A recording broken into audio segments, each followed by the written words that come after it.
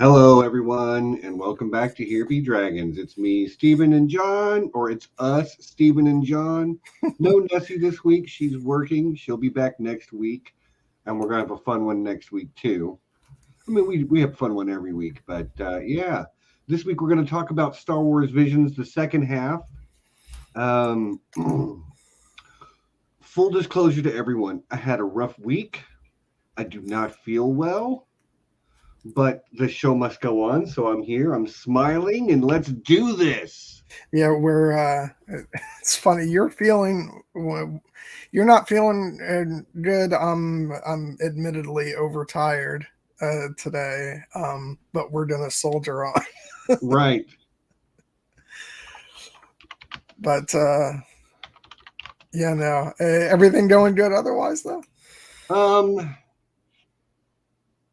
Yeah, I mean, like, honestly, it's first world problems, most of my stuff, you know? Mm-hmm. But I did not have a great week. Let's just say that. I'm sorry. I had an unexpected surprise, and it kind of threw my whole week out of balance. And I didn't even get to watch these episodes until like a couple hours ago. Yeah, well, the nice thing with this series is it does not take that long to catch up and watch. I did my rewatch starting about 2 hours ago. So right on. So we both kind of left it for the last minute, huh? Well, yeah, I admit, like for last week we did the Star Wars Rebels talk, so I had like carefully planned out my rewatch all throughout the week, because I had to do my stream as well.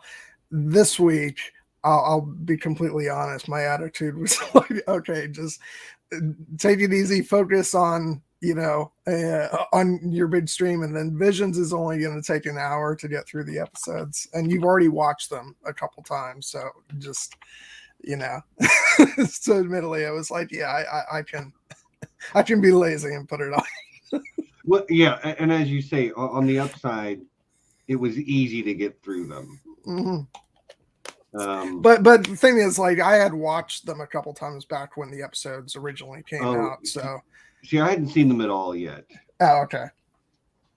But I did watch them all today. I'm going to tell you now, I kind of was 50-50 on the four episodes we're going to discuss. Okay. 2 of them I really enjoyed. 2 of them I was like, meh.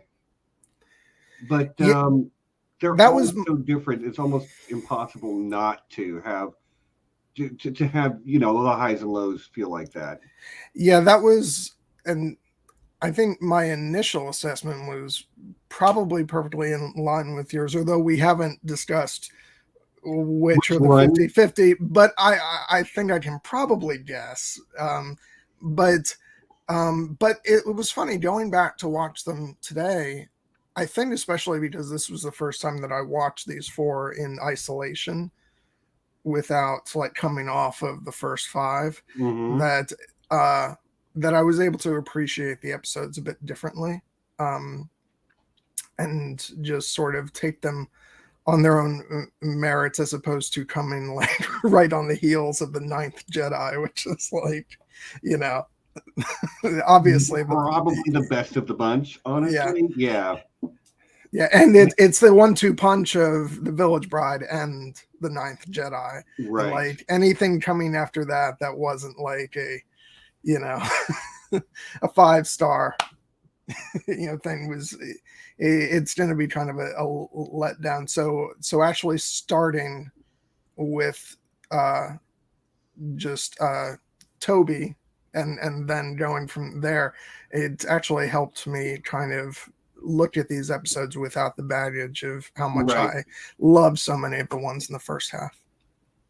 Yeah, I feel like the first half was stronger too. Again, I'm painting with a very broad brush right now. Yeah. If I'm looking at, say, the first 4 versus the last 4, and leaving the 9th Jedi, which is the middle one, out completely, I still feel like the first 4 I enjoyed a little more than these. Okay. Although maybe the second best episode of the whole series is in this back half. We'll talk about that as we get there. Okay. Where do we start? I mean, do you want to just start from TOB1, Toby? Yeah. Okay. So did you basically just hear him saying Obi-Wan every time he said TOB1? I don't think I did, but now I will. So right now you will never not hear it going forward. I'll tell you something. First of all, can I just say, like, my first time going through this series, like, after like 2 minutes of this episode, I was kind of like, I hope the next one's better. Right. But I did have a different impression on this, and that's a bit harsh because it is a lighter piece. And actually a lot of it kind of reminded me of like Saturday morning cartoons when I was a kid. Well, it's definitely influenced by Astro Boy. I don't know if you're familiar with Astro Boy. I mean, I know of it. I just never watched it. But I mean, and that's fine. That's absolutely perfect. Actually, anime is a genre that it's a very broad genre. So the target audience can be a lot of different people, and a lot of different sort of themes can be presented. You watch Vampire Hunter D or Ninja Scroll, and then watch Pokemon, and okay, they're both anime, but let's have it said they're not for the same target audience. And God, that really brought me back, Stephen. And it's a reminder that when at a certain age in my youth, I was watching anime on the Sci-Fi Channel because I remember things like Vampire Hunter D, and I don't think I actually watched Ninja Scroll, but I know of it. But I think it was Vampire Hunter D, and then Lensman. I think that was one. I don't know if you heard of that one. But yeah, it just, so there was a period in my youth where I don't think I was a full on anime fan, but I was watching, a fair amount. Right. Well, and I'm not an anime person either, although I have seen plenty of it and enjoyed a great deal of it. I'm not a weeb or whatever you want to call it, Yeah.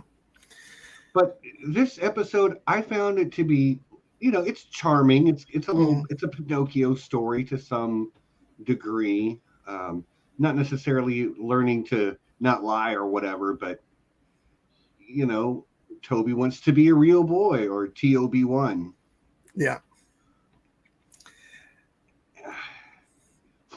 I'm not really sure what else to say about this one, if I'm being honest. I'm going to drag as much out of it as I can, though. Yeah.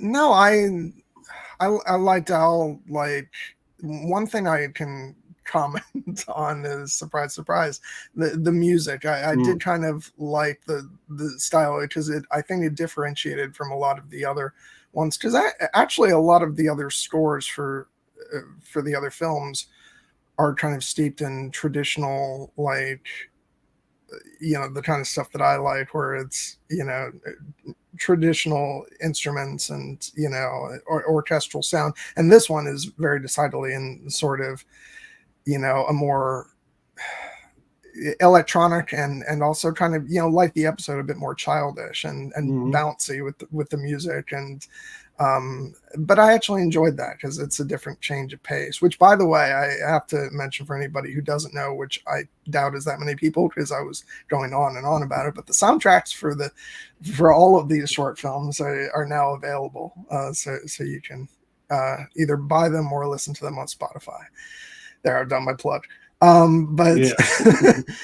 But yeah, so I enjoyed the music, and I also liked that, obviously as a Star Wars Rebels fan, I like that they brought in the concept of an Inquisitor into this. It shows that these really do draw on, like, all facets of Star Wars. Right.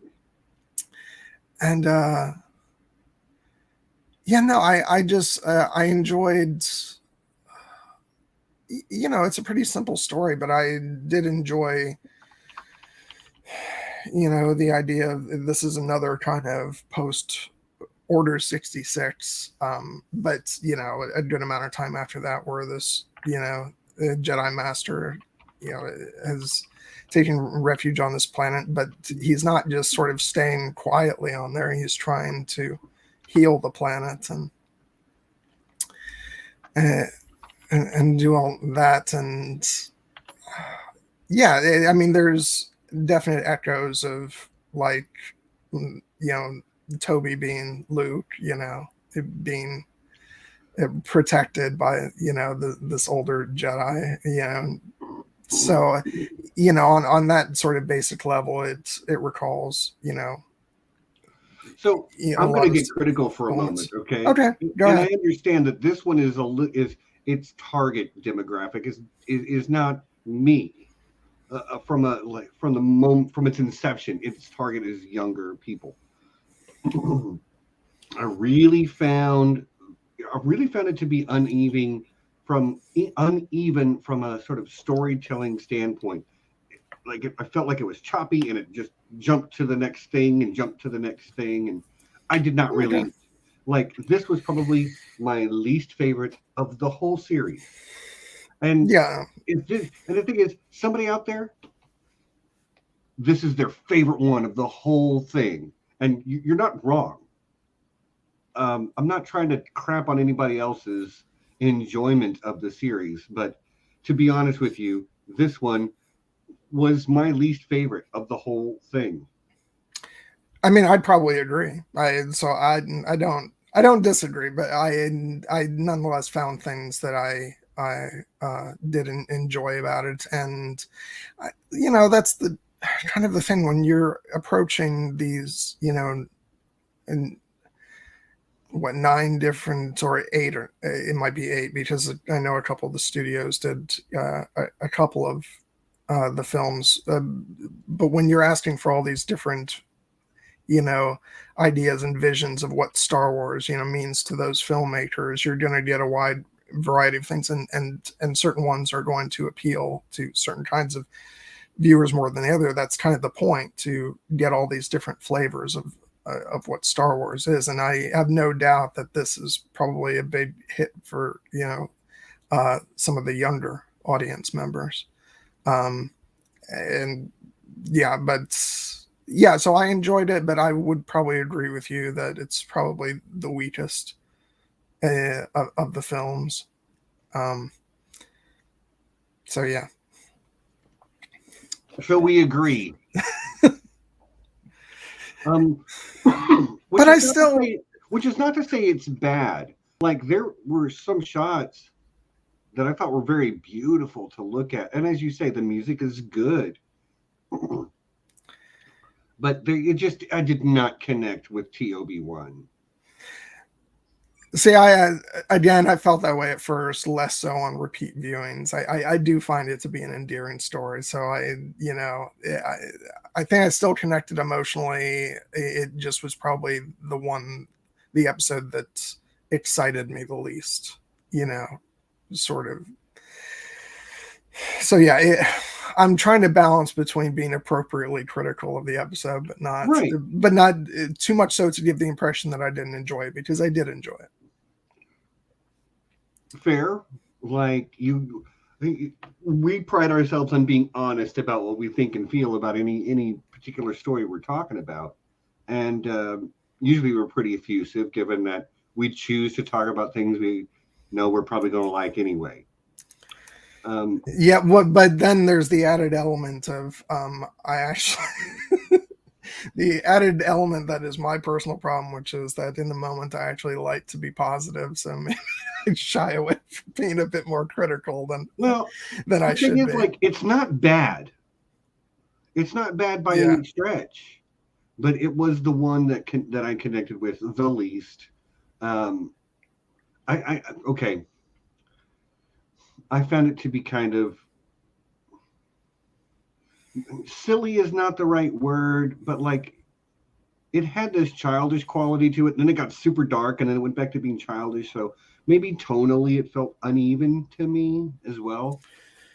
Yeah, I can see that. Although I did, I have to admit, I kind of liked the stuff where he was facing off the Inquisitor, and then as soon as the duel is over, he like gives a thumbs up to the rest of the droids and stuff. I mean, that's probably exactly the kind of thing you're talking about. But like, I don't know, I found that charming. No, actually, I found that to be kind of cute. But the fact that the tone is inconsistent throughout it, and I don't feel like it blended that very well. But on the other end of it, like it was beautiful. Like Yeah. I'm not going to say anything negative about the style. Yeah, I mean that's the great thing. Like the animation. And somebody actually made the observation that actually a lot of the short films kind of focus on some similar themes of like coming of age stories. But what's obviously most different about each of the films is the animation style.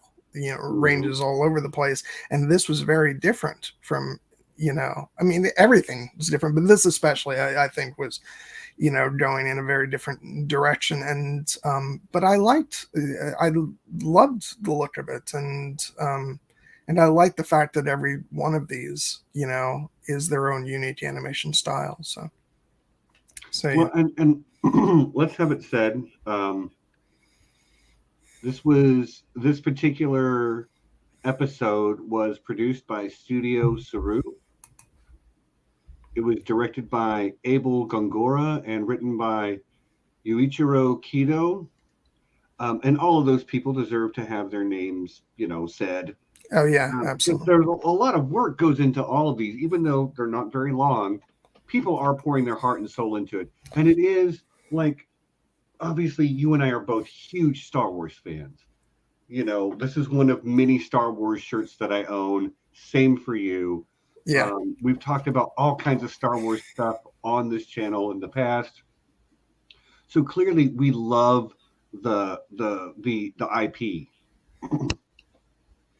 But Star Wars means different things to different people, which is part of the charm of this show. And to see how differently somebody who loves Star Wars can still see it from the way that I see it.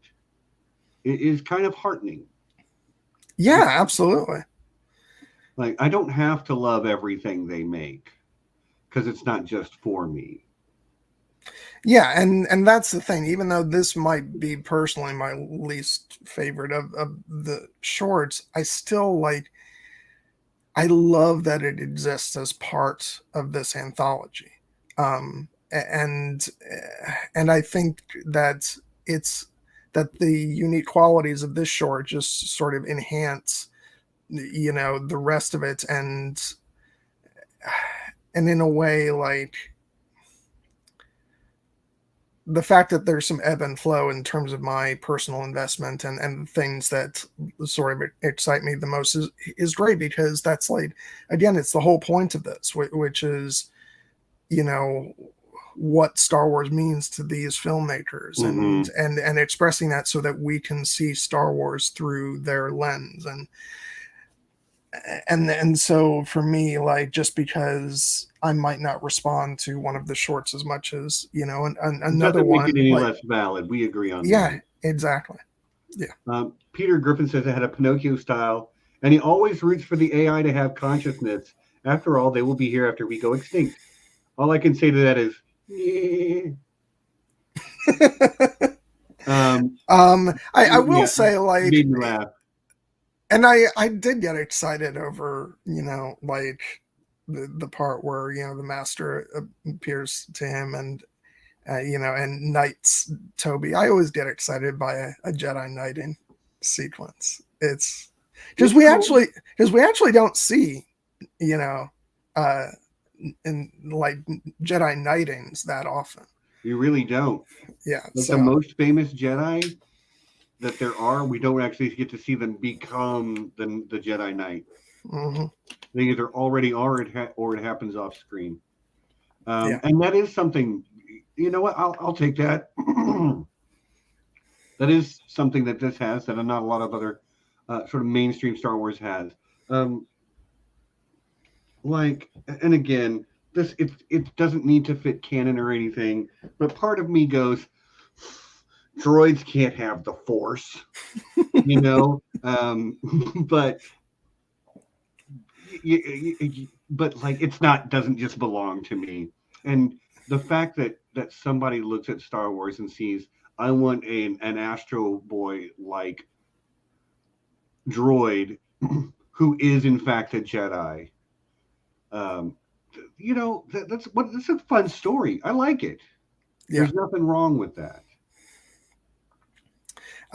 Although I did just remember we were talking about Jedi Knightings, which and you haven't. I know you haven't watched the original 2D Clone Wars No, micro series, but I will say that has the knighting of Anakin in that.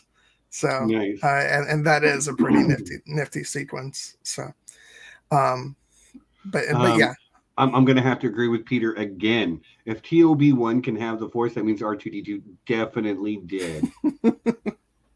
And maybe R5D4 as well. You ever heard that theory that R5D4 short circuited himself so that the Lars family wouldn't buy him and would get R2D2 instead because R2 needed to be there? You ever heard that story, that theory? that's very selfless on his. Although maybe not if he could sense the future. Right. He might Right. be like, I don't want nothing to do with getting shot in the Death Star trench run and all that stuff. Yeah, maybe so. But yeah, the first ever force sensitive droid I ever heard a theory about was R5D4. yeah, selfish little bugger. No, but yeah, no, and then it also recalls like in Clone Wars where you had the droid who was in charge of the lightsabers, and so he wasn't. I don't know if he. I don't think in canon there's any such thing as force sensitive droids, so I don't believe he was force sensitive. But still, it definitely reminded me a bit of that, and yeah, no. So probably least favorite, but still it has its it has its qualities that I enjoy. Yep. And again, like for somebody out there, this was their favorite one, and I'm like, I'm really happy you enjoyed it as much as you did. And it's not a bad story. It just is the one that connected with me the least. I think it probably suffers from its placement as well. Could be. Yeah. I mean, it still wouldn't be my favorite, but And given where we chose to cut off our first discussion and start this one, it was the lead off. And I'm just like, meh. I'm watching it, and the whole time I'm going, I know which one is next because I've seen the trailer and I've read the descriptions and whatnot, and I'm like, oh, I think maybe the next one I'm gonna really, really like. Which, you know what? I'm gonna move that direction and say the next one I really, really liked. Yeah, I thought you would. Shall we move on to talk about it? Yes, The Elder. The Elder, by Studio Trigger, who also did the Twins. Yeah. And this is one of feels like this is different from that one because I think it's a bit more, it's more grounded. I feel like it's got a bit more substance to it, and it's not as like, I guess the same thing as being grounded, but the style is not like batshit insane like the Twins. Yeah, this was also written and directed by Masahiko Atsuka, so written and directed by one person. If I'm not mistaken, I think this is his final. I've heard that. his final film. So, and what a way to send yourself to right off into the sunset, because it's really good. It's really good. And actually, I will say, like, I want to go and say, like, my preference for most of these films has been for the Japanese language version, but I will say the dub for this one is really good. I've only seen the English dub. It's all I had time for. But I agree. The voice acting in this was really great. The way that they sort of played I don't know the characters' names per se, but I know the Padawan was Dan. Yeah, the Padawan was Dan. Seems so ordinary for Star Wars. Well, there's people like Luke. That's true. You're right. You're right. It's just when I think of like this, like, and what's interesting about the time period is that this is like even hundreds of years before Phantom Menace, because they say the Sith have been extinct for a couple hundred years. So when I think of like the Jedi Order, I do think of these sort of more outlandish names like, you know, Qui-Gon Jinn and Obi-Wan Kenobi and Mace Windu. And so, but you're right. We do have Luke. We do. So Dan there's a couple is others that don't occur to me off the top of my head, but I know there's a couple other like Bob type names, you know. Well, what that reminds me of is when I first started reading The Song of Ice and Fire, and I was thinking about like the Lord of the Rings, and then there's characters, you know, named like Ned and Robert John. But yeah.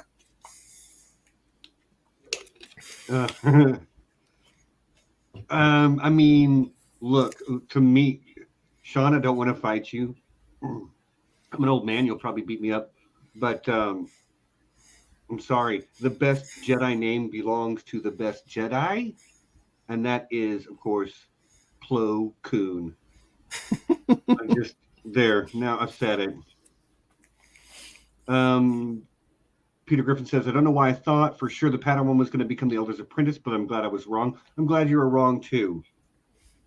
It was really beautiful the way they built the relationship between Jedi and Padawan in this, too. It was just so easy and conversational. It was two people who knew each other, cared about each other, but didn't have the same outlook on everything in life.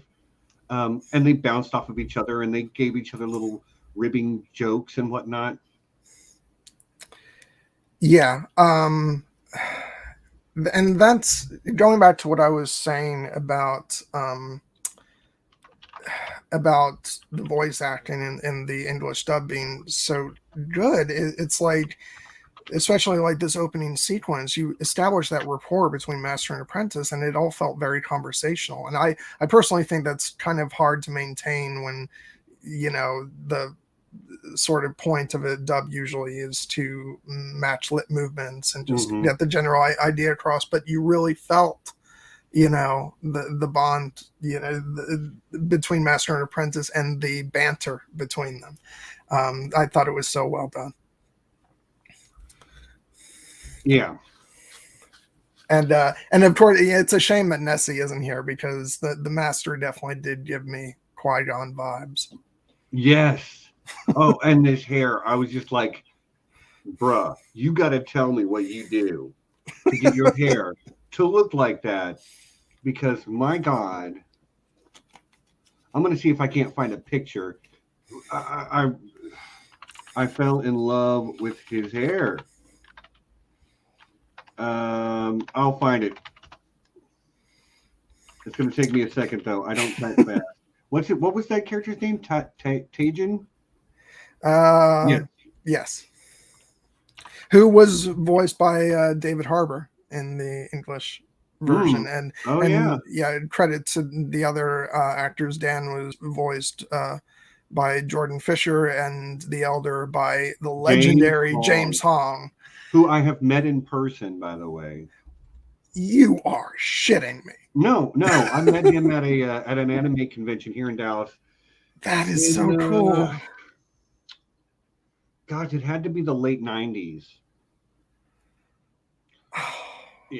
And the thing is, it was a small convention. He was there because he's done a lot of like voiceover work because he does have a legendary voice, and like happened to be standing next to him in the line to get lunch, and we all just ended up sitting down and eating lunch together. So yeah, I've had lunch with James Hong. It was pretty awesome. Yeah, I mean, he's like up there with like when I think of like sort of legendary older Asian actors, it's like James Hong and Mako, is sort of in that same class. And I have to ask, like, what was he like? Was he, nice Super guy? friendly, and so like not just friendly, but also, oh, excuse me, very funny. Like just wanted to Good. be laughing and having a good time the whole time. I I I agree, Sean.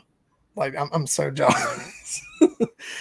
I'm just thinking back to all this stuff that he's been into, going back to like Blade Runner. And X And Files and yeah, Big Trouble in Little China.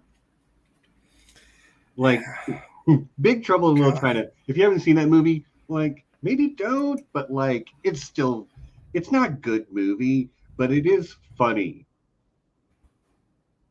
Uh, you were not put on this earth to get it, Mr. Burton. Anyway, but yeah, James Hong, great, and as you say, the whole cast for this just felt so natural. Like it all worked. I yeah, have a theory, by the way, that Tajin, this particular Jedi from this story, might be the Ronin from Episode One. Like this might be a prequel to the Ronin from Episode One. always desperate to tie things together, Oh Stephen. man, you know me. I'm not desperate to do it, but it could be. It could be. Prove me wrong. Show me a mathematical proof. Yeah, I'm fine with it. Speaking of which, I'd be remiss if I didn't mention this. I did pick this up last week. Oh, the actual Yeah, the is that a novel or a graphic yep, novel? it's a novel. Okay. Uh, yeah, and it basically, I took a look at the first, couple chapters, and it seems to start off with the short, Mm. like except inside the character's head and stuff like that, and then presumably it goes on from there. So I'm super psyched to really dive into this because I want more content for these stories because I think there's so much to be explored. And and there's been buzz about that the director of The Ninth Jedi wants to actually make a full film uh, out of the story. So I would watch it. yeah, I would absolutely. I would I would watch the crap out of it because that was one of the best one of the best episodes of this series was that opener, the Ronin. Yeah, But I really like this one. All of this is not canon, but this particular episode, you could just pick a year that's sometime during the High Republic, the Old Republic, and you could just drop it in, and it fits. And it's this one is actually very canon friendly. yeah. Story wise, yeah. Stylistically, there's some stuff like with the elders Yeah, he's got swords curved blades, being but very much samurai swords that are lightsabers.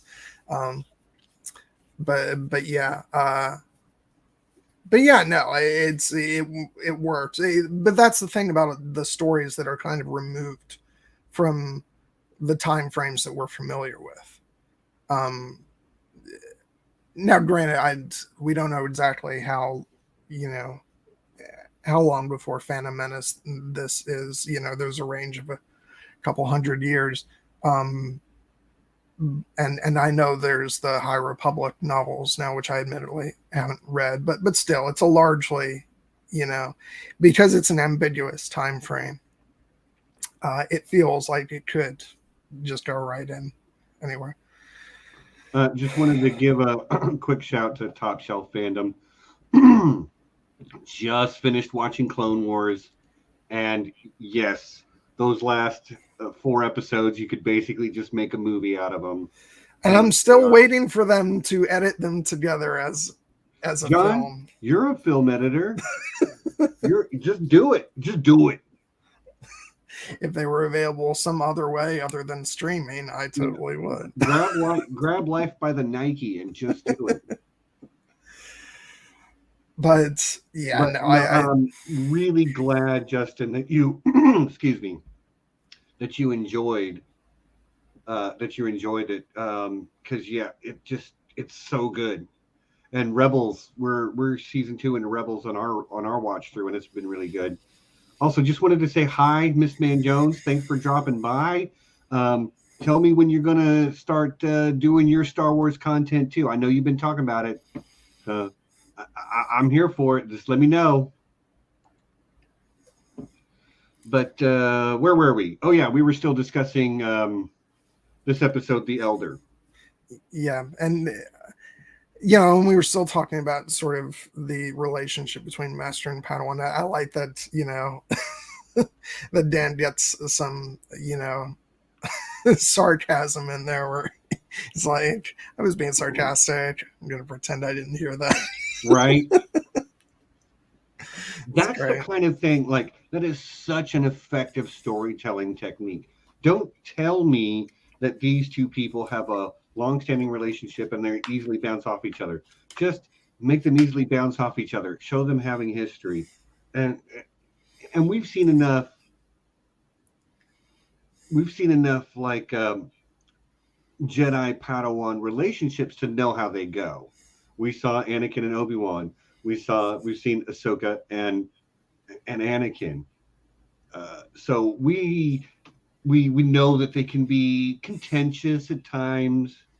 And I really just appreciated the way they delivered that relationship to us, because it felt very authentic. Yeah, it kind of reminded me of like, and this is mostly based off of, like some books I've read and stuff, but it reminded me of what Qui-Gon and Obi-Wan's relationship would have been if they hadn't gotten off on the wrong foot, because they do have a very strained relationship at times. But if they had been willing to just take the piss out of each other a bit more, it's just great. I love it. Anyway, so then there's a whole thing where I'm trying to hold on. I have to remember the names. Tajin is, senses, a disturbance, and they go to the nearby planet, and he doesn't think it's Sith because the Sith have been around for hundreds of years. So. Right. Which is a really, I don't know, I liked it. They placed it in the timeline in a manner that we hardcore fans could easily determine where it fell in the timeline. Oh, the Sith have been extinct for centuries. Okay, well, I know when that happened. That was like the whole Darth Bane thing, which happened thousands of years, or at least 1,000 years before the Battle of Yavin. So if it's been centuries, this is somewhere in the middle of the High Republic era, or the Old Republic era. I mean. Yeah, and actually, what I liked was that, especially Dan's attire definitely reminded me of some of what I've seen on the covers of High Republic books. So the fact that they were obviously working with Lucasfilm and sort of establishing things like costume design and all that. So I liked that, and I just really like these stories that take place in unfamiliar time periods. The same thing with what the Ninth Jedi did, where it was like, far beyond, what we've explored story wise in the main canon. Mm-hmm. It gave this really uncharted, exciting feeling. And I kind of felt the same way about this, because it's a time period that I'm not familiar with and we don't see explored. So it added this just feeling of, it was just very freeing, like this is new territory. So we don't know exactly what might happen. Yeah. And I want to touch on another aspect of this that that probably elevates this a little bit even more for me. I have talked at length in the past on other Star Wars conversations we've had here on the channel that, I love the Force stuff. That is the baseline of Star Wars to me, is the Force and all the Jedi powers and lightsabers, and that's what really draws me into Star Wars. Droids are awesome, aliens are awesome, ships are awesome, but it's the Force that gets me. That's what gets me hype. And I love the Jedi, but I'm also very critical of late stage Jedi. Clone Wars era Jedi are peacekeepers who are leading armies. There's a huge oxymoron there. But the time period where this is set is a time where the Jedi are really at the height of their sort of expanse and their influence. And Tajin makes it a point to tell Dan that maybe the most important thing they can do is to show kindness to people, which is not something you get from late stage Jedi. No. You don't hear Yoda even say, be kind to one another. But Tajin does. And that, people who run in this circle, people who are a part of this sort of of our little sub community, being kind to people is something that we almost demand of ourselves and each other. Because I think it's a thing that if you are kind, you will find common ground even with people you disagree with. And it was just really nice to have a story where the idea of being kind was so important that it was the central theme to the whole story. They're taking lessons from Peter Capaldi's Doctor Who. Sorry, I'm just referencing. I recognized most of those words. It's like the one Doctor. It's like the one of two Doctor Who scenes I've seen where I think he's transforming into the next Doctor, and one of his parting, things is, he says, above all, be kind. Mm-hmm. And so, yeah. So I was just thinking about that, but yeah, it's great to see Jedi sort of as they're meant to be. Like the way that they're sort of portrayed when people hold them up as a legend in their legendary status. Yeah, I agree. Yeah, it's as peacekeepers, which is what they're supposed to be. And the important thing about, what you said about, being kind and being this force for good for the common people. It's something that they definitely, like, if you look at Clone Wars, even in the last season with the Trace and Rafa arc, where where their parents are killed because the Jedi are chasing Zero the Hutt and why am I blanking on names? You just had to say Zero the Hutt, didn't you? And Cad Bane, and the fact that, like, the Jedi tell them, the Force will be with you. The Force will be with you. An empty platitude, it's the Jedi equivalent of thoughts and prayers. Yeah, exactly. And so that shows how far they've fallen, versus what we see here. Yeah, so I see Tajin really as the idealized version of of a Jedi. Yeah. I can't find a good picture of him with his hair from the side because it was the profile shot on his hair that I was just like, oh my god, I need my hair to do that. Blue Lemons, are you still in the chat? You're a hairdresser. How do I make my hair do the thing his hair did? Where it was just like, oh man, it's beautiful. I'm still kind of like scrolling through images on Google, see if I can find one. Oh, excuse me. Tajin Crawford. But that's just such a cold thing. I've always sort of always resented Yoda a little bit for for saying that. Like, I get why he's saying it, but it's just the way he delivers it. It's like, yeah, that's not really helping, dude. Yeah.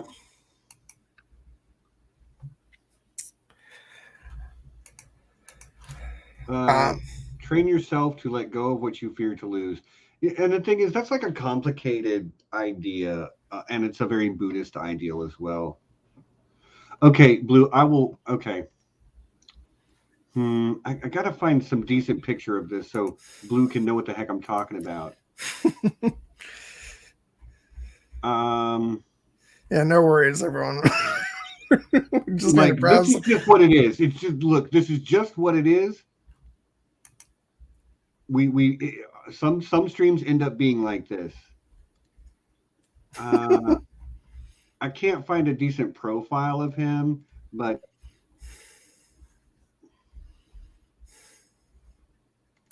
there's his, and the thing is, like, his ponytail stays up in the back. From profile, it stays. I want his hair. It's so pretty. I can't find a decent profile picture of his hair, but you know, it is what it is. But he's got that little scruff too, like he's a sexy dude too.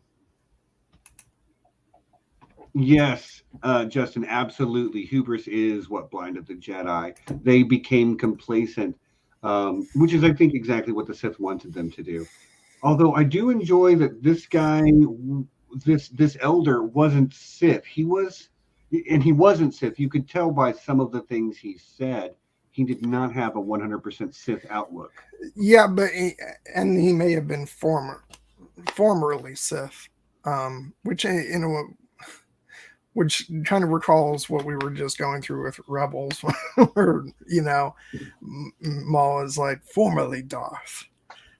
Except he totally still embodies Sith qualities. Right. He didn't make the cut as far as Palpatine was concerned.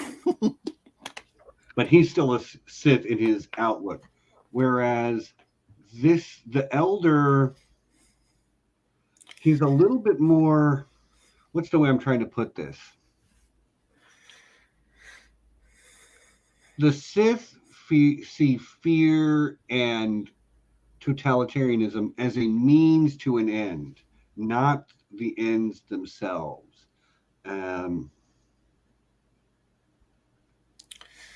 Whereas which are not words that really make him a good guy. Right. But he does seem to feel that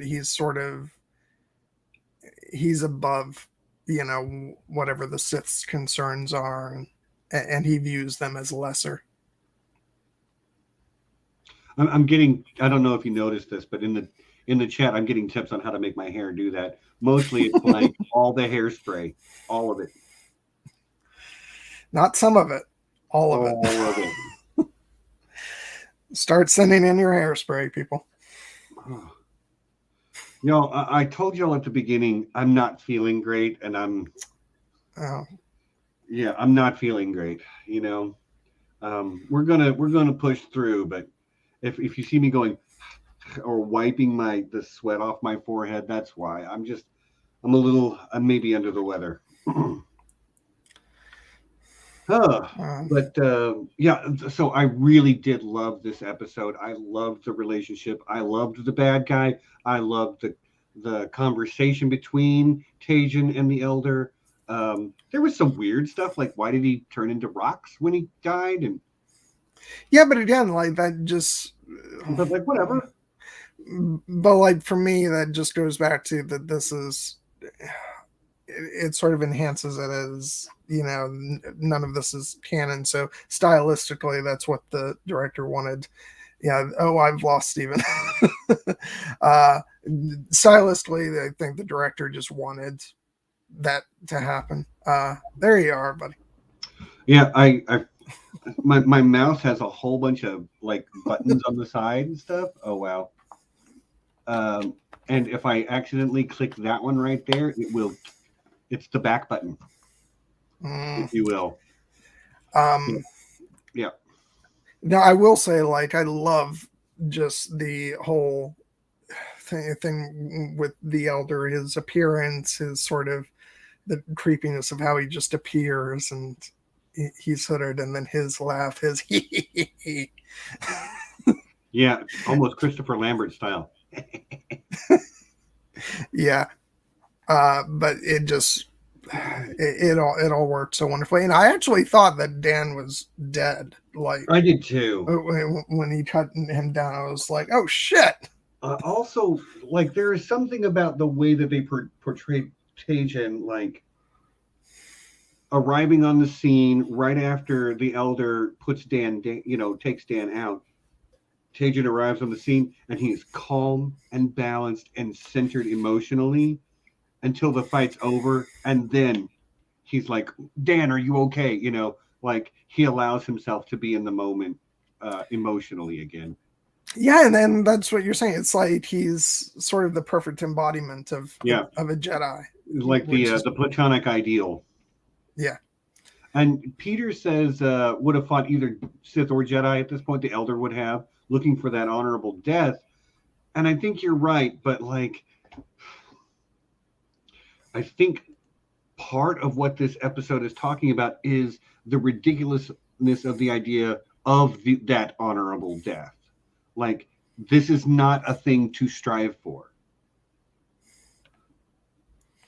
And it's a trope that you're going to find in a lot of storytelling, fantasy storytelling especially, is that warrior who's so powerful, they want to find the person that can beat them so they can finally rest. And I'm like, bruh, just chill, okay? If you're that awesome, like, just be happy that you're that awesome. The idea of like, I need to find someone who's so good they can kill me is just the dumbest idea. I'm sorry. It is. I understand where it comes from a historical standpoint, but that's an idea that was propagated by people in power in order to keep other people doing violence on their behalf. So this whole idea of finding that honorable death is just. But at the same time, it very much fits in that, the sort of historical Japanese tradition. Sure. But the Jedi are rejecting what he is saying. Yeah. And by extension, the storytellers, I feel like, are rejecting what he's saying, that he needs, that this is a thing that should be done. Yeah, no kidding. Tell that to the Mandalorians that attack the Old Republic, right? What episode are we on? We are just finishing up The Elder right now, Cassie. We talked about TOB1 earlier. I'll give you the Cliff Notes version. TOB1, John and I were both like, meh. The Elder, John and I were both like, yes. And again, like, let me go ahead and mention the music for this one too, because it's like, kind of memory serves. I haven't listened to the soundtrack for this one as much, but it's kind of a lot of sort of percussion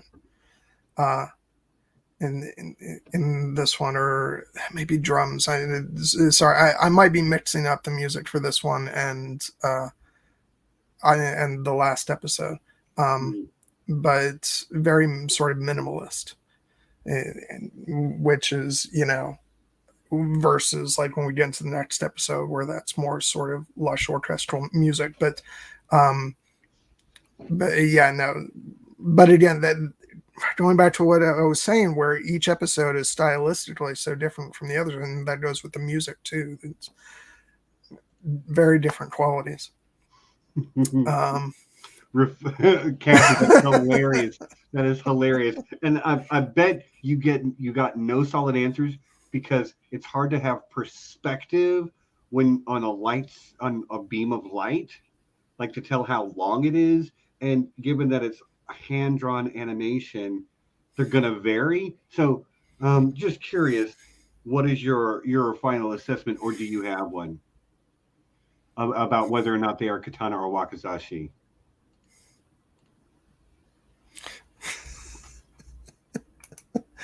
See what you've done, Stephen. Yeah. You know what? Justin, I think you're right. Palpatine is the other one who is aware he is being evil, whereas most Sith are just feel like, oh, I'm being honest, or this is just the way the world works. Whereas good old Palpy boy is sometimes he feels like he's a mustache twirling bad guy. I'm bad because I'm bad. Well, and he's also like,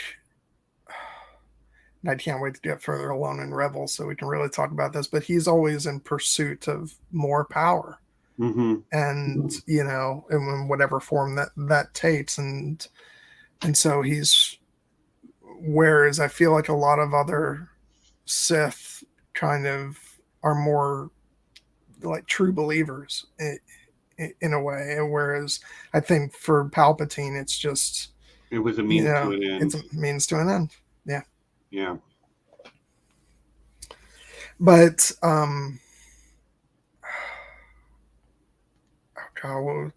I do like as much as like the thing that I've loved about all this is that it's non-canon, so you don't really have to worry about the sort of pre-established, canon or rules or stuff. I do kind of like the way they leave this, where the Elder destroys his ship and there's nothing left, and it's kind of ambiguous as to what exactly he was. So it doesn't really it doesn't contradict like the idea that no Sith have been seen for a millennia, because they really don't even completely know what they faced on this occasion. So if you wanted to plop it in down into the canon somewhere, I think it would work. Right.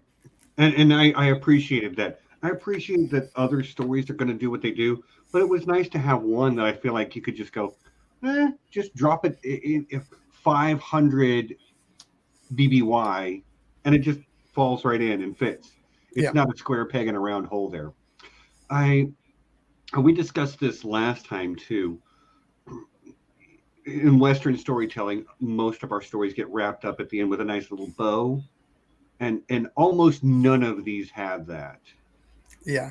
Which is a very Eastern storytelling thing. To there isn't an end. There's just a place where they stop telling the story. I know that's the thing. So many people are like, and I'm guilty of this too. We're all like, I want to see what happens next, and all these right, all these stories, and it's like that's such a Western thing. Yeah, I had to, I do try to remind myself of that when I was watching these, to get to the end and be like, no, this is very traditionally how Japanese stories are told.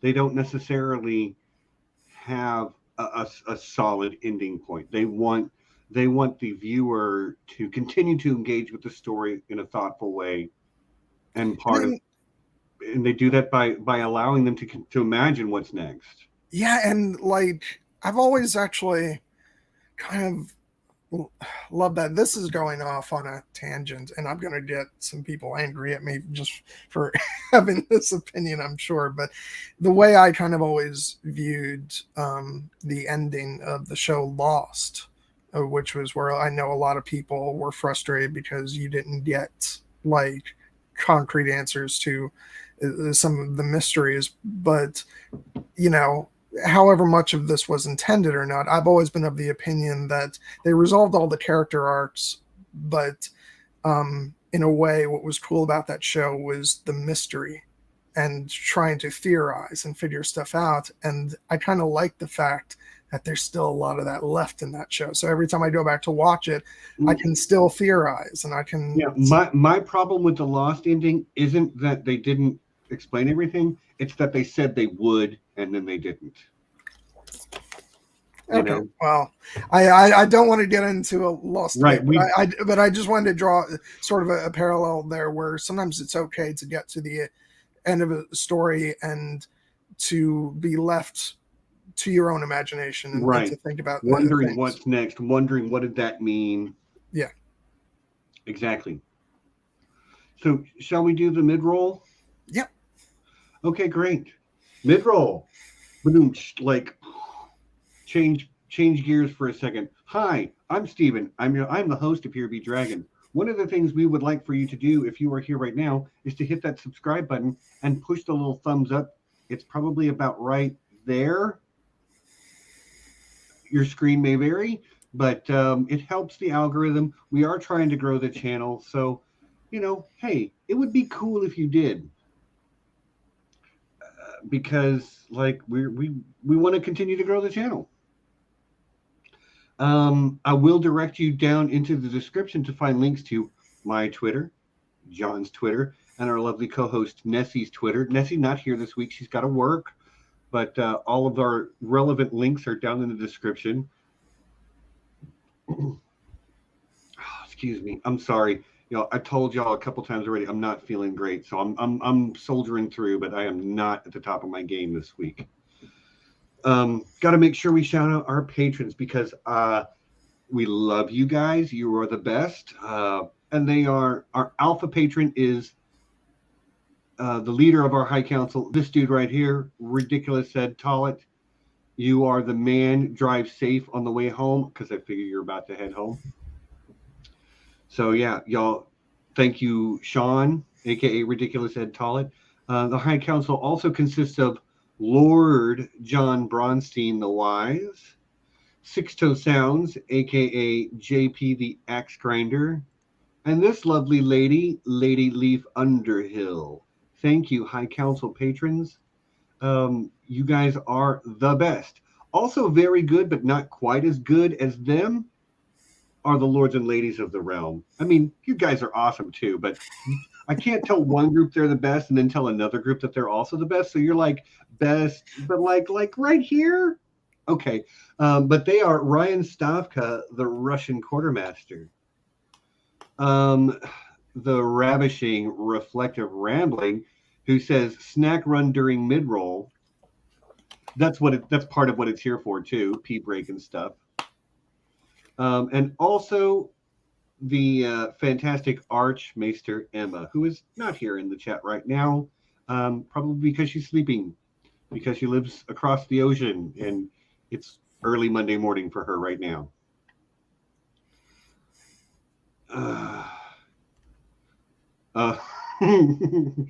You hit the subscribe, but since you were already subscribed, it had a negative impact. Well, thank you for your honesty, Justin. I appreciate it. Oh man. So John, you had a stream last night. Yeah, I did a discussion with the wonderful Blue Lemons from the Silent Sisters podcast about the film The Green Knight, which was half us gushing about the movie, but also half just explaining the movie. Because it's an unusual film, and even though the sort of the bones of the story are simple, but everything going on beneath the surface is rather complicated. So, but we still had a ridiculously fun time. So please go ahead and check that stream out on the Green Knight. And then next Saturday at 7 p.m. Hold that thought, John. Okay. We'll get to that one. Next week on this channel, Halloween night, Beetlejuice Retro Review. That is right. Be here next week, same bad time, same bad channel. We're going to be talking about Beetlejuice, a Halloween time classic. And you know I bought the 4K Blu-ray just for this occasion. Of course you did. I'm really looking forward to getting to watch that one again. It's been a minute, but I have many fond memories of that movie from my childhood and young adulthood. So you've got a whole week to talk or to check out Beetlejuice if you haven't seen it. I know there's a few people in the community that hadn't seen it yet. Watch it. It's good fun. It's not. It is technically a like horror comedy, but it's not really that scary. Now, John, you're going to be talking about something next Saturday. Yeah. What are you talking about? I'm going to be talking about the film Dune, and I'm going to be having the one and only Chloe from Girls Gone Canon will be talking about it with me. So, looking forward to that. I have to see the movie first. I won't be able to see it until about halfway through next week. So. Right. Okay. Well, have I got news for you? Because next Friday, I will be a guest on Geeksteria to talk about a little movie called Dune, which I have seen already. That's right. And in the movie theater, I beat John to the movie theater to watch something. It's rub it in. Yeah. Yeah. No, God, I am. And so, yes, I will be on Geeksteria Friday evening, and Cecilia will be joining us to talk about Beetlejuice on Sunday. So, yeah, it's been too long since we had Cecilia on. I was talking to her and like, we just got to figure just whatever we can figure out that you can come on because it's been too long. Oh, wow. You've seen Dune twice. I will Shut up, guys. I will give the Cliff Notes version. I really liked it. It's just so cruel because I've been looking forward to this for a really long time. And not even because I'm a fan of the book, which, spoiler alert, I still haven't had time to read. I haven't either. But I am such an enormous fan of Denis Villeneuve, and Blade Runner 2049 is pretty much my favorite film of the past 10 years. So I'm like super psyched for this film, and so it's just torture knowing that I can't see it yet. And you're right, Peter. Beetlejuice did have a sandworm. What else do we need to talk about? Oh, yeah. So I'm going to bring this up again. We have planned a get-together in January. It was going to be in October, and for reasons that should be obvious, we were not able to pull it off. There were several people from outside the U.S. who would not have been able to enter the country because our borders are still technically closed. So we moved it all to January. We've had a couple people have drop out because of that. So if you want to come hang out with the Here Be Dragon fam in January in Texas, where it will be warmer than almost anywhere else in the Northern Hemisphere, let me know. We've got a couple of spots open. It is not a super cheap experience, but it is an entire week-long thing in January. And yeah, we've got room. We ran out of room. Room opened up, so it's out there. Yes, Kate, you are correct. The border is supposed to open November 8th. And that was a lot of the reason that we moved the date, was so that Canadians like Kate could come visit. Because, Kate, you are going to be there. Like, if Kate wasn't going to be there, I was just going to flip the table and call the whole thing off anyway. And what's even the point? Right. What is even the point? Yeah. And we are having cake for breakfast on that last Sunday because that will be Kate's birthday. Y'all, I'm forcing the energy level, and it's tough. let's talk about some Star Wars and get to the end of this thing. I'm sorry, I don't want to be like that, but I'm not feeling great, you know. I just want to go ahead and say, Justin, I support this. Like, can So we do I. please make that happen? Please tell your friends, tell your mom, tell your friend's mom. Subscribe to this channel. Yeah, I'm gonna get business cards made with the logo on it and everything. So yeah, come to HereBeCon. We have a Slack group. You should join our Slack group because it's awesome and a lot of people are over there loving it. Also, I think we have all of December scheduled for Here Be Dragons content, but not November. If there is something people want to talk about, by all means, throw it my way. But December, we're gonna have some more Star Wars content because I'm calling Star Wars content. We're gonna have The Expanse is coming back.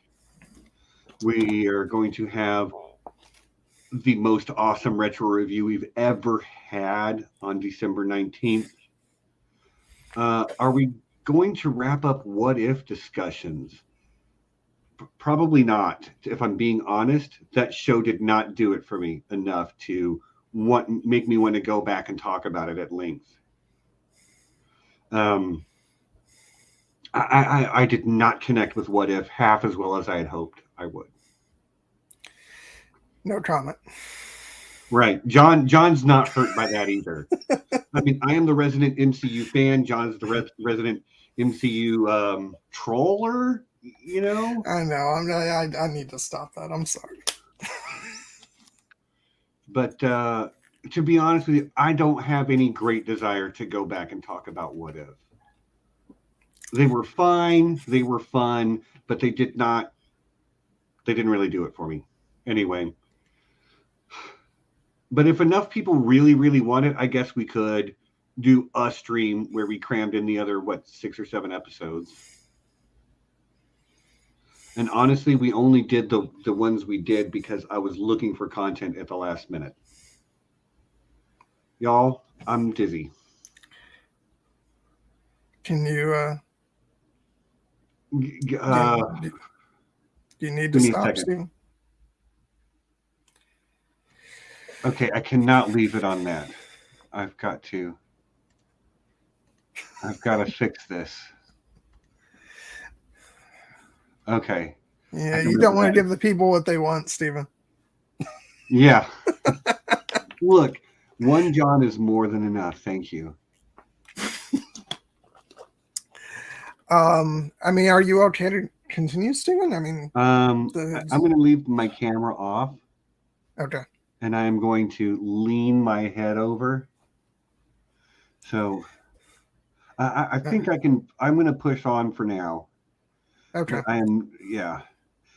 Full disclosure, I think I may have had some COVID contact. So I'm probably going to have to go tomorrow. And I mean, I'm vaccinated, so I should be fine. And even if I do get it, vaccinated people are not experiencing nearly as bad side effects. But one of Mom's friends who she was hanging out with last night tested positive today.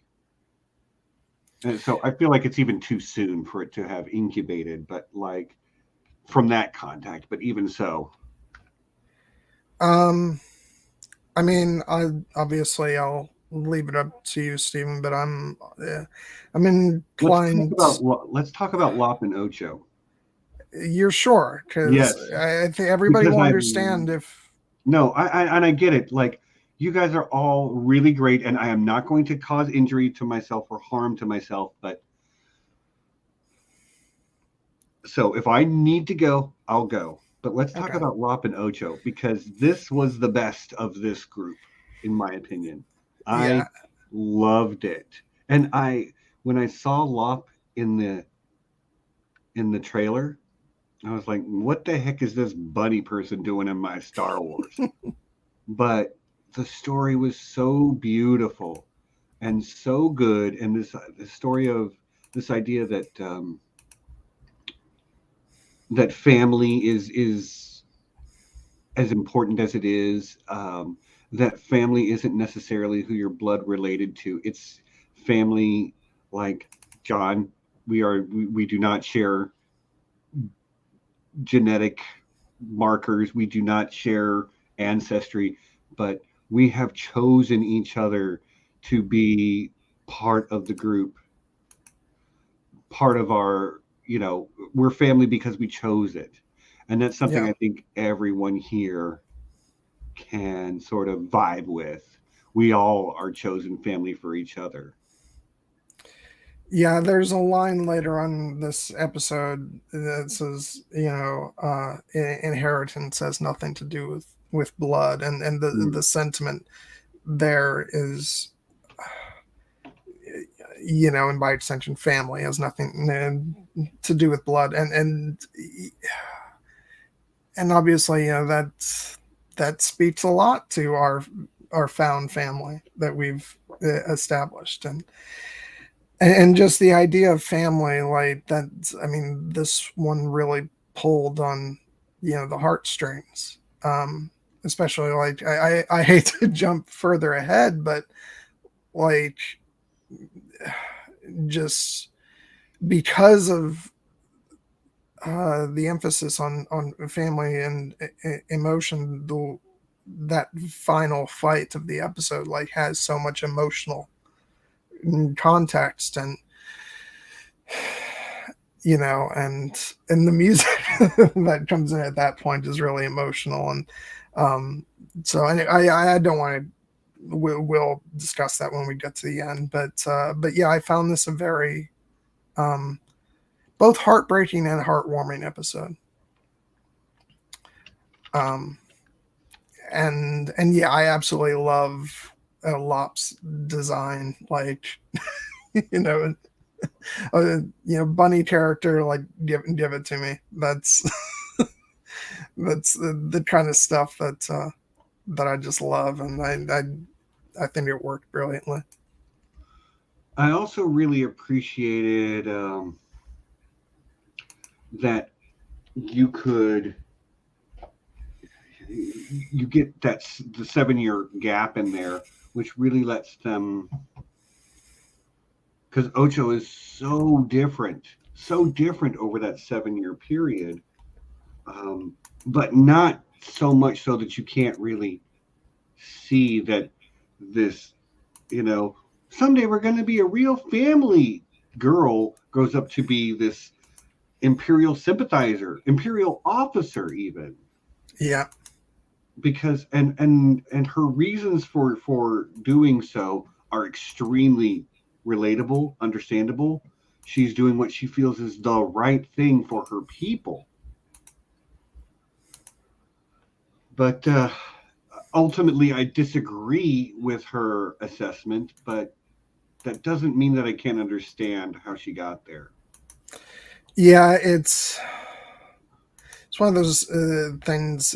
It's a very sort of, you can see the slippery slope kind of, that starts off with she's doing it to protect her home world and her family, and then bit by bit she thinks, well, then this is the right thing to do, and this is the right thing to do, and then she has that line towards the end, I can't turn back now, and and that's the thing, once you've gone a certain amount of the way, you feel like it's too much to step back and say you've made a terrible mistake. It's a spent cost fallacy, and it's a thing.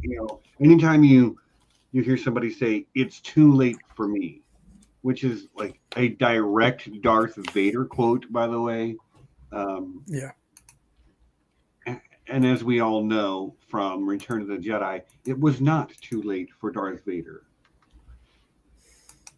Yeah. The very act of saying it's too late or I've come too far is an admission that you have considered the fact that it might not be too late, or that turning back might be the right idea. Yeah. And exactly. And even just the way it's worded expresses a reluctance isn't the right word that I'm thinking of. So, but there's this idea that Ocho, when she says she's come too far, she realizes that she's had to sell a piece of her soul to get to where she is, and has considered the fact that maybe she shouldn't have come and this far and done the things she's done. But if she wants to achieve what she wants, she feels like the price that she's paid, she has to keep paying it, or the price she's paid up to this point is worthless. And that's a really heartbreaking thing, because no matter how much you give to the Empire, the Star Wars Palpatine Empire, you're never going to achieve the goals that Ocho wanted to achieve to begin with. She's never going to get where she wants to get following the path that she's following, even though like you can understand how she got to where she did. But I've paid so much, I have to make it worth it. Unfortunately, nothing she can do is going to make it worth it. Yeah, and like this is a very common, theme that we see with Star Wars characters who feel that they've gone too far. You mentioned Vader, and also you see that with Kylo. That moment with his father, with Han Solo, where says it's too late, and his voice breaks when he says that. And it's like, and you're right, just by virtue of saying that you've considered it, mm-hmm. So that in itself means that it's not too late. That it's not too late. Yeah. I'm a person that I'm a big believer in redemption and in second chances. And, for those of you that know me well, I have spoken at length in the past about my less than stellar track record from my 20s and stuff. I would not want to be friends with 24-year-old me. That guy was kind of a self-absorbed, egotistical asshole, and I don't like him. And I did not always treat people well. I looked down on people who I thought were not as smart as me, which was literally everybody else in the room that wasn't me. I was the smartest person in every room I walked into, and I knew it. And intelligence was the most important thing to me. Like, being smart was the most valuable thing a person could do. So, you can imagine. But I changed my entire worldview. I came out the other side of it a different person. And I want to believe in that possibility for everyone else. Like, I'm a kind of person that's like, it was possible for Hitler to turn his life around. Now, do I believe he did, like in the last days of his life, go, man, I really screwed things up and I should try to make it right? No, I don't believe that for a second. But I always want to believe that such a thing is possible for people, because I've done it myself and I've seen it happen to other people too. You can change who you are. And I was really, really loved that this was a story that touched on that idea in a lot of different ways.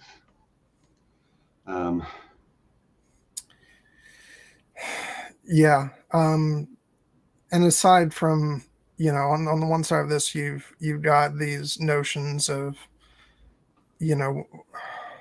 whether a character will or will not be redeemed, and then on the other side, you've also got, we were talking about this is a very family focused story. So you've got this story of an adopted daughter seeking acceptance from her father, and I really found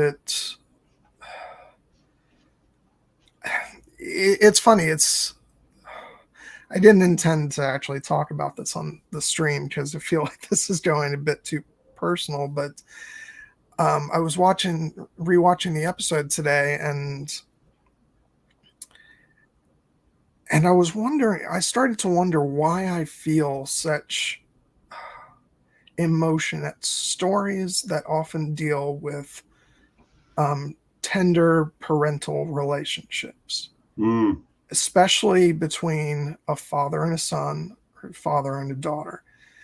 And I think it could be, and dear God, I hope he never watches this, but I almost feel like, because my dad and I have always had a very, good relationship. We know we love each other. We're mostly nice to each other. We get along, and I know he cares for me, and yet he's never been the type of person who kind of wears his heart on his sleeve like I do. Right.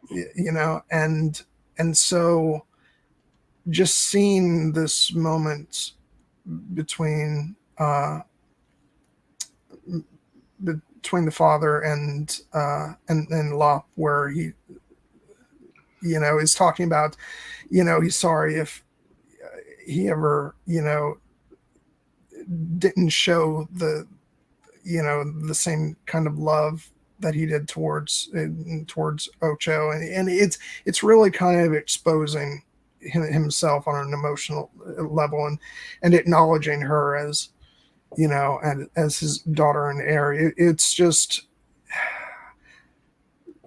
so I think there's a part of me that wants that kind of real emotionally open relationship with, maybe not just with my dad, but with both my parents. And I think I've always had that with my mom.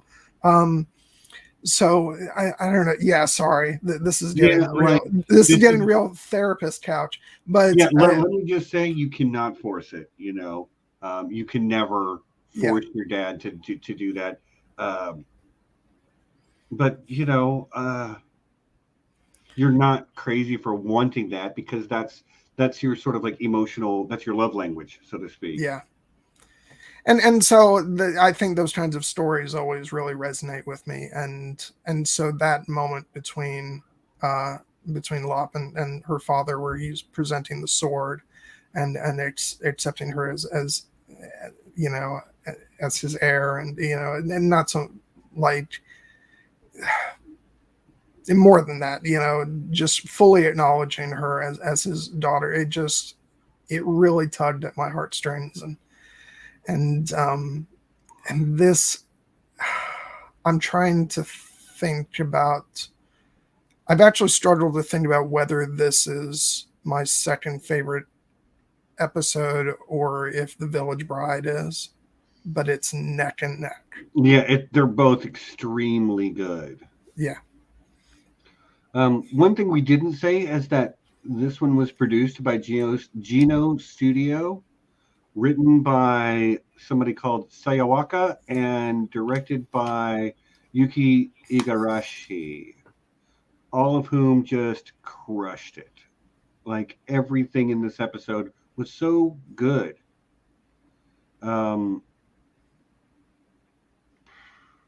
Yeah, I haven't even talked about my love of the animation style. This very much reminded me of, I was talking about how I watched some anime when I was younger, like on the Sci-Fi Channel, and this reminded me very much of like 90s anime. Right. Just the style, and there's even like, it's pure like hand-drawn animation with like even film grain. It just, I mean, it's probably my favorite, like, of the episodes visually, in terms of the animation. And then it's like second or third favorite overall. So like, I cannot sing the praises of this one enough. And as much as I've said that about a lot of the episode, I really would love to see a continuation of this, even though I know we just talked about that. Like, that's kind of like, but just the promise of, what could be at the end of this, it just leaves me wanting to see more of the story. And and to dive into these characters and these relationships. So like, I get that not every single one of these is gonna have like a spin-off film like potentially The Ninth Jedi might. But give me a book, maybe, or even a graphic novel. I would like to continue this story and see what happens. Me too, because the ending of this was also really, in much the style that a lot of these others have been. It did not wrap everything up and put a nice bow on it. Like, it got to a satisfying conclusion, but not a true end point, because it ends with Lop going, I'm going to go find my sister and I'm going to bring her back home. I'm going to, get her out of this empire business, which is a lot of fun. And it shouldn't surprise anybody to hear that, grown-up Ocho, like, I could develop an anime crush on grown-up Ocho. She's got the dark hair, bad girl thing going on. She's kind of a problematic goth, and I have a soft spot for problematic goth girls. I'm definitely noticing a trend here. Yeah, you are, aren't you? So we just talked about this on Avatar. That wasn't it May? May, yeah. May on Avatar, yeah, for sure. And then I confessed afterward in the Slack. It's like, yeah, the same thing here where I pretty much adore Katara. And so this is anime crush confession time. Right. But yeah, getting back on topic.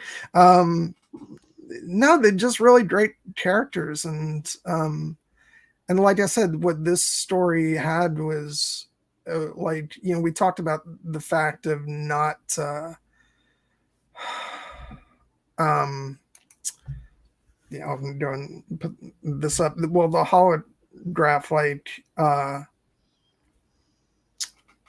and not just the scroll, but also talking about holographs. Like, that's how the episode ends, with the recording.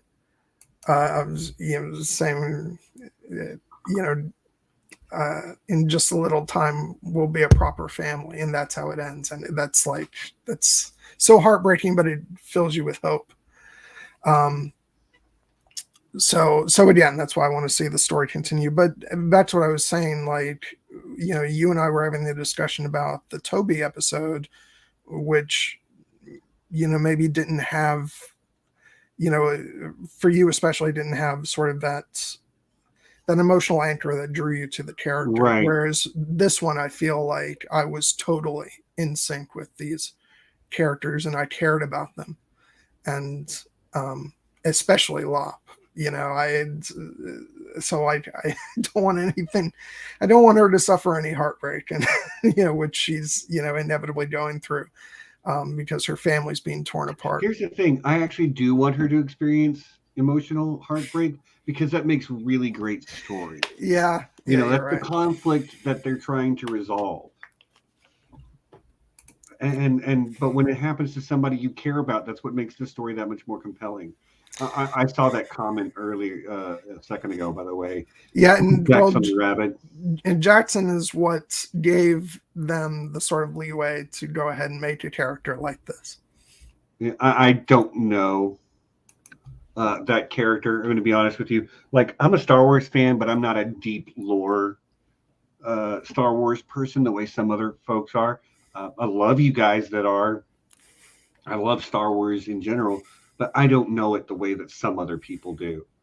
Ask me about the movies, I know. And I'm catching up on Clone Wars, or caught up on Clone Wars, catching up on Rebels. I mean, I'm getting there. Yeah, and I don't know really that much about Jackson, other than the fact that was you know, I think early Legends era, and people were like, "Oh my god, now there's a giant talking bunny in Star Wars," and I believe they fit him back into the canon though, and so that kind of like, I know when they went to Lucasfilm for wanting to do this one, Oh yeah, I've so, definitely seen this character before. so Jackson definitely gave them like, yeah, there's a race of, you know, giant bunny characters. So, which I'm so happy they were able to do, because like, again, I love this episode so much. And yeah, there's Jackson. There you go, a green rabbit. And there's just something so charming about, maybe not so much Jackson, but about Lop as a character. Just, you know, yeah. So yeah, the thing is, they did a really great job of making her Bunny, but not just Bunny. Like, she was a character. She had a personality. She had a voice of her own. It was a really well realized character. And sort of anthropomorphized animals are a staple of anime. And if you're going to do Star Wars anime, man, swing for the fences. And they did. Yeah. And I think they got a home run with this one. Shall we touch on this last episode a little bit? I'm not going to last much longer, honestly. So let's move on to this last episode that we're going to touch on. All right. Okay. Let me. It's called Akakiri. It was done by Science Saru, written by, let me see. Oh, this was written by the same person that wrote TOB1. It's the same studio did the production, and it's the same writer, Yuichiro Kido. Although the director of this one is, I'm going to try, Aeun Young Choi. I that's my best guess. Full disclosure, did not love this one either. I didn't. It was okay, but I did not love it. I didn't love it, but I found it extremely interesting. I just, because it was darker. Yes. And what's interesting is, and as far as like this one kind of stands apart from canon, because it kind of feels like its own universe, even though it's dealing in, ideas of the Jedi and the Sith, but it's very much sort of like in the tradition of Japanese storytelling.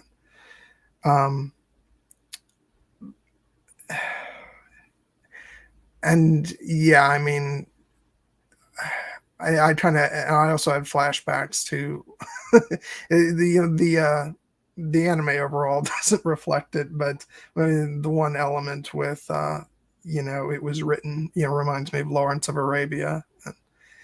And this, they definitely had like a Rosencrantz and Guildenstern type vibe to a couple of the characters, or the two fools from the Forbidden Fortress, or not the Hidden Fortress, the Kurosawa Hidden Fortress. You had the two basically the two fools who were guiding people. God, y'all, can you tell my brain is starting to shut down? Let's go ahead and we'll just really quickly go through this, and then we'll wrap up. Yeah. I actually really liked those two characters. Oh, I did too. Because they added some. They were the best part of the episode. They added some good comedy to it. But there was something sad about the sort of this guy is sort of walking to his doom, in terms of he's haunted by these visions, Yeah. And it's just so sad. Like the whole point of why he's going is to protect, you know, somebody he cares about deeply. Yeah, and and his visions are of him himself, hurting her, and then this evil Sith is going to use that to bring him over to her side, and obviously this recalls things like Palpatine tempting Anakin with saving Padme and all that. Although in this case they actually do, but the cost is the Jedi's soul, essentially. Right. I'm going to agree with Sean on this, by the way. I was extremely distracted by the choices they made for the facial animations and styles. Like, I found it to be almost jarring. I did not like the animation nearly as much in this one. No, but again, it kind of goes back to me for these are all very different styles. So I didn't dislike the style of animation. I still think it was well done. It's just not it wasn't my personal favorite look. But I didn't necessarily think there was anything wrong with it. Right. Well, both Sean and Cassie agree. Yeah, and I agree with them. Like, I did not really like it. There were a couple of shots of like facial close-ups that I thought were really pretty, but for the most part, I did not enjoy how they chose to interpret people's faces in this. They almost felt featureless, like you couldn't tell one person from another almost, without being quite, you could, only in that everything was so exaggerated on a couple of people, but like the two sort of main characters of the story, if you will, Tsubaki and Misa, they're very bland looking.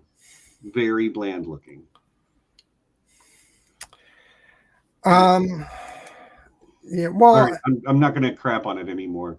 Okay. Although, I mean, I kind of, but I do kind of see what you're saying with that. Although I would say an exception to that was Masago the Sith, which I think she looked absolutely fantastic. Yeah, she looked crazy. Yeah. I'm like, because it's definitely a woman. That is definitely a woman's voice. But I look at her and I'm like, you're built like Hulk Hogan. Yeah. And just as scary. Yeah, so like, I did not connect with this one very much at all. I gotta be honest with you. I wish I had. I really wish I had. I definitely don't think it was the right one to end with. Yeah, they should have ended with Lop and Ocho. I'm honestly I'm rather honestly surprised that they didn't end with the Ninth Jedi. Actually, okay, that would have been a solid choice as well. Yeah, because I think Lop and Ocho or the Ninth Jedi, they end in a way that's like a satisfying ending to that chapter of the story, but it feels like the beginning of a bigger story. Both of them do. And I agree, that would have been the way. I mean, this one just feels like a tragedy. It is a tragedy. It is, yeah. Like, Tsubaki is a bad guy at the end of it. Yeah. He fully gives into the dark side.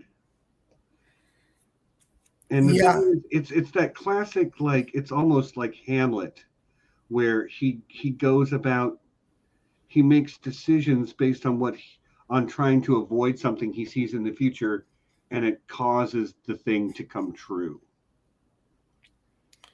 It happens because he's trying to make it not happen.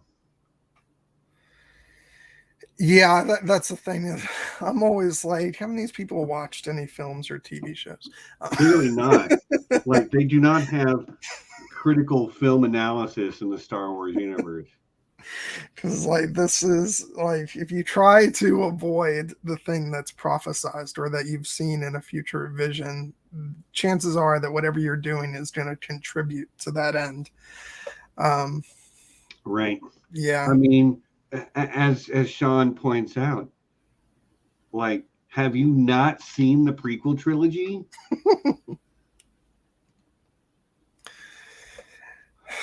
Yeah, maybe not, because I feel like if this is meant to take place somewhere on the Star Wars timeline, I feel like this might even be back when the Sith were more numerous.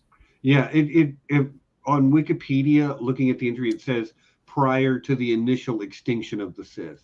Okay, yeah, So so this is a very, very long time ago, pre Darth Bane. yeah, God, but isn't it so cool that these stories span? Yes, So it is. Like, and different. again, this is somebody's favorite episode, and I don't want to take that away from them just because I didn't connect with it the same way. I don't want anybody to feel like I'm crapping on it or saying it's not good. I'm saying it was not to my taste. You know, some people like sweet tea, some people like unsweet tea, some people don't like tea at all, and nobody's right or wrong. And I think the same holds true here. I just don't want to like. I have had some critical things to say. I have said that it's not my favorite, but if it's your favorite, man, I love that for you, and I hope you really, really loved it. I think one of the things for me is that, and I feel like this is probably the case for a lot of sort of more mainstream viewers who maybe check this out. It does feel sort of, it ends on such a dark, quiet note that it's not like it's not a crowd pleasing ending to the anthology. Right. In the way that I feel like something like the Ninth Jedi would have been. Or La Pinocho. Yeah. So yeah, like the way I kind of feel about it is I'm not crazy about it as the ending of the anthology, but I kind of love the ending to it regardless, because it's so dark and like it just ends you with this feeling of dread. And so there's a part of me that really likes that they went there with something like this where nothing good really came out of this, except maybe he saved Misa's life, but the cost of that was great. Soul. Yeah. Yeah, and that hurts my heart, man. It hurts my heart. Yeah. So yeah, I liked it, but again, not one of my favorites of the anthology. But that's fine, you know. Yeah, it's fine. Yeah. So okay, unless you have something else to. I don't, and I'm ready to wrap this up. I'm glad I got through to the end, but I think I'm ready to go. Okay. Cool. Like I do not feel great, and it's time to just wrap this sucker up. So, what are your overall feelings of the series? Overall, I really enjoyed a fresh take on Star Wars. And this is as fresh as I've seen anywhere ever. Because it doesn't have to, like, it gets to play with all the toys, but it doesn't have to play by all the rules. Yeah. And I liked that. I liked that they kept them short, that they kept them focused on the one story, that they got to, you know, play around in the sandbox a little bit. Not everything landed with me. Some things landed with me extremely well. So my overall impression of the series is, if you haven't watched it, you should. Be aware that some episodes you're going to like much better than others, and it's going to vary wildly from person to person, I would imagine. Yeah. How about you? Yeah, no, I loved it because this is exactly the type of thing that I kind of wanted because my personal frustrations with canon and I wanted Star Wars to kind of be let off the leash a bit, and that's exactly what I got with this. Um, there's some stories that I really want to see continued. I can't wait to read the Ronin novel. You know, based on the duel. I think, I'm gonna have a blast reading that. I want to see continuations of things like, uh, the Ninth Jedi and La Pinocho. Wouldn't say no to more from the world of the Village Bride either. Mm-hmm. Um, so yeah, I hope they do more with this. At the very least, I hope we get more seasons of Star Wars Visions. Yeah, I'll agree. Like, give me another round of this. I'll take it. Yeah, exactly. Um, but yeah, aside from that, I think that's about it. I'm gonna go probably listen to the soundtracks some more after this. Not surprised to hear you say soundtracks one more time before we get to the end. But yeah, I think that is the end. So, John, you want to remind everybody what's coming up next week? Yep. Next week here on this channel, we're going to be talking about Beetlejuice, and Nessie will be back, which I've missed her so much because Me too. she wasn't here last week, unfortunately, and so it's been a number of weeks since we've had her on. So can't wait to have her back, and also we're sorry, I'm having a brain freeze. Cecilia is going to be joining us as well for Beetlejuice. Correct. And you're going to be on her channel on Friday night. Friday night to talk about Dune. I'll be talking about Dune on my channel the day after on my channel with Chloe from Girls on Canon. And again, if you guys happen to miss my stream with Blue Lemons on the Green Knight last night, go check that out. Yeah. So, yeah. Beetlejuice next week. I'm actually super looking forward to that. It's been a long time since I've watched it, and it's been a long time for me too. But like the retro reviews of comedies are just so much fun to do. Yeah, because we just get to have a good time. Yeah, yes, ma'am. I will do that very thing here in just a minute. Actually, I might jump on Zoom for a minute, but don't do the lay down. I'll go get in my easy chair.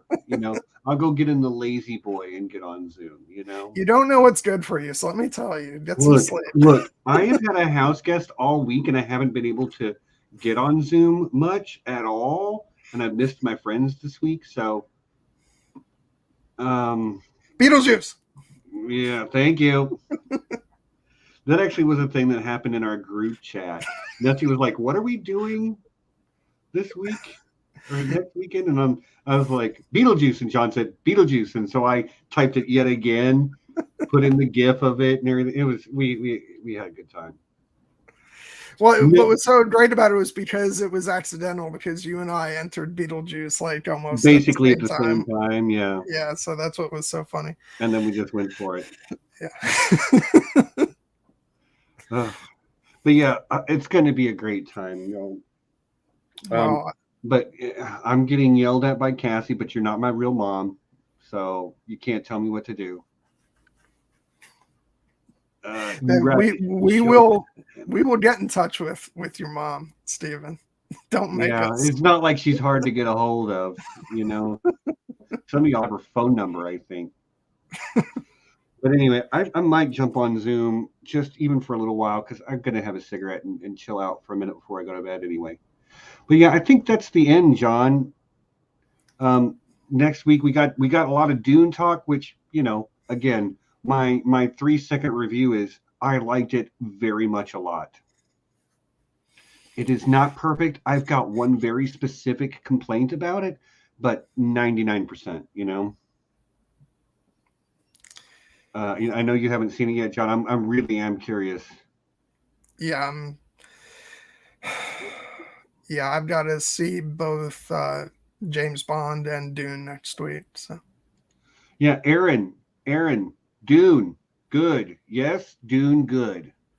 I know Aaron has seen it and really liked it as well. And we have the same very specific complaint. But anyway, yeah, I think that's the end, folks. Do the like and subscribe thing.